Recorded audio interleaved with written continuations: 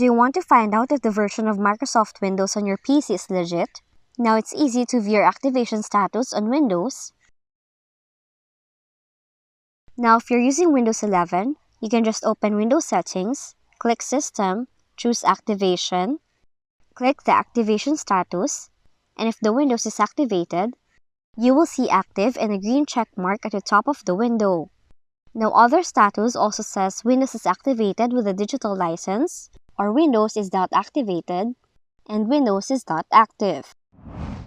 But if you're using Windows 10, you can just open Windows Settings, click Update and Security, click Activation, check if the Windows is activated.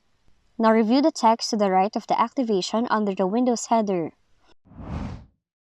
Lastly, if you're on a Windows 8, you should need to press the Windows key and the pause key all together, and this will open the System Properties window in the control panel.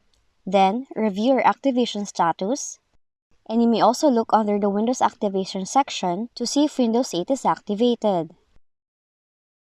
If you found this video helpful, kindly like and subscribe. You may also click and turn on the notification bell so you can be notified from whenever we release new videos.